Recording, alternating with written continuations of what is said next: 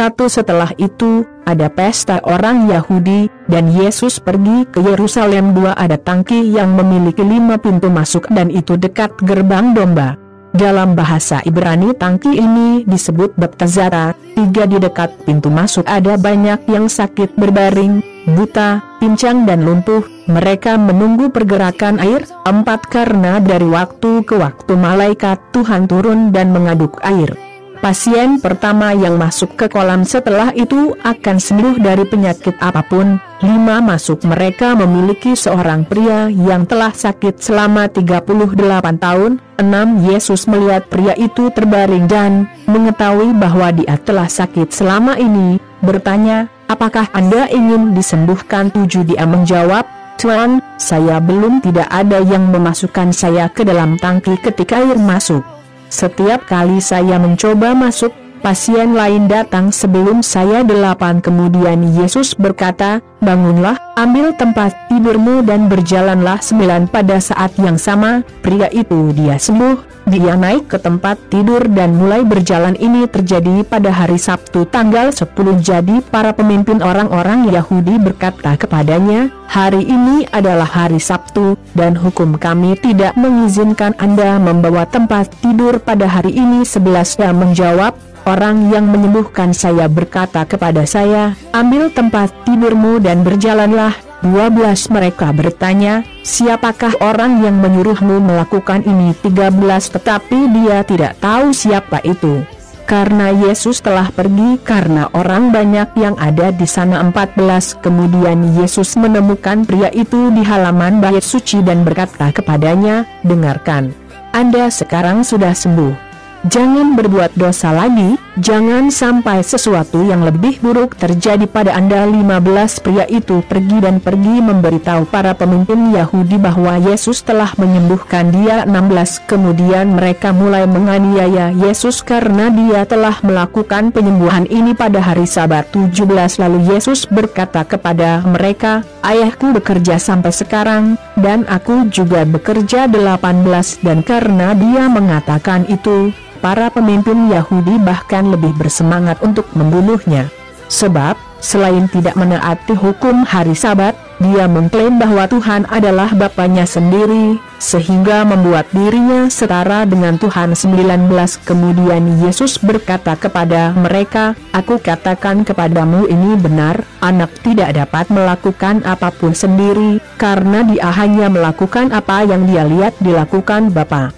Segala sesuatu yang Bapa lakukan, anak juga lakukan." 20 Karena Bapa mengasihi anak dan menunjukkan kepadanya semua yang dia lakukan, dan itu akan menunjukkan kepadanya hal-hal yang lebih besar dari itu, dan Anda akan kagum. 21 Karena sama seperti Bapa membangkitkan orang mati dan memberi mereka hidup, demikian juga anak menghidupkan orang-orang yang dia inginkan. 22 Bapa tidak menghakimi siapapun, tetapi telah memberikan anak semua kuasa untuk menghakimi. 23 Sehingga setiap orang menghormati anak, sama seperti mereka menghormati Bapa. Barang siapa tidak menghormati anak, tidak menghormati Bapa yang mengutus dia. 24 Saya katakan ini benar, siapapun yang mendengar kata-kata saya dan percaya kepada dia yang mengutus saya memiliki hidup yang kekal dan tidak akan dihakimi, tetapi telah berubah dari kematian ke hidup. 25 Aku berkata kepadamu bahwa ini benar.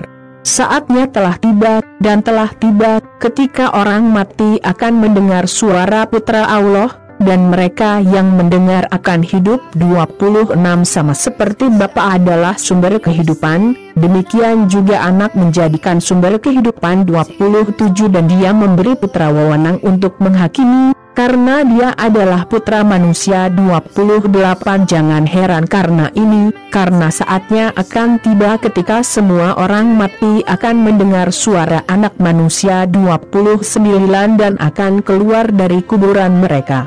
Mereka yang melakukan kebaikan akan dibangkitkan dan hidup, dan mereka yang melakukan kejahatan akan dibangkitkan dan dihukum. 30 Yesus terus berbicara kepada mereka. Dia berkata, "Saya tidak dapat melakukan apapun sendiri, tetapi saya menilai menurut apa yang Bapa katakan kepada saya. Penilaian saya adil karena saya tidak mencoba melakukan kemauan saya sendiri, tetapi keinginan orang yang mengutus saya. 31 Jika saya bersaksi untuk diri saya sendiri, maka apa yang saya katakan tidak ada artinya. 32 Tetapi ada orang lain yang bersaksi untuk saya, dan saya tahu bahwa apa yang dia katakan tentang saya adalah benar. 33 Anda mengirimkan pertanyaan kepada John, dan kesaksian yang dia berikan adalah benar. 34 Saya tidak membutuhkan siapapun untuk bersaksi atas nama saya, tetapi saya mengatakan hal-hal ini sehingga Anda akan diselamatkan. 35 John seperti lampu yang menyala dan bersinar, dan untuk beberapa waktu Anda bersuka cita dalam terangnya. 36 Tetapi saya memiliki kesaksian yang mendukung saya bahkan lebih kuat daripada apa yang Yohanes berikan. Ini adalah hal-hal yang saya lakukan, yang ayah saya perintahkan agar saya lakukan. Mereka bersaksi untuk saya dan membuktikan bahwa Bapa mengutus saya. 37 Bapa yang mengutus saya juga bersaksi atas nama saya. Anda tidak pernah mendengar suaranya, Anda juga tidak melihat wajahnya. 38 Kata-katanya tidak ada dalam hatimu karena kamu tidak percaya kepada yang dia kirim. 39 Anda mempelajari kitab suci karena Anda pikir Anda akan menemukan kehidupan kekal di dalamnya.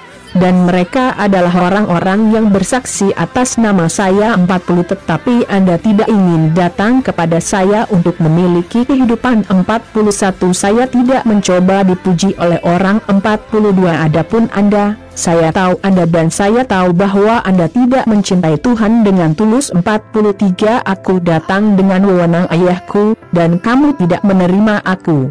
Ketika seseorang datang dengan otoritasnya sendiri, mereka menerimanya. 44 Bagaimana Anda bisa percaya, jika Anda menerima untuk dipuji oleh orang lain dan tidak mencoba untuk mendapatkan pujian yang hanya bisa diberikan Tuhan? 45 Jangan berpikir bahwa aku akan mendakwa kamu di hadapan Bapa. Yang akan menuduh Anda adalah Musa, yang adalah orang yang Anda percaya. 46 Jika kamu percaya pada Musa, kamu juga akan percaya padaku, karena dia menulis tentang aku. 47 Tetapi jika Anda tidak percaya apa yang dia tulis, bagaimana Anda akan percaya apa yang saya katakan?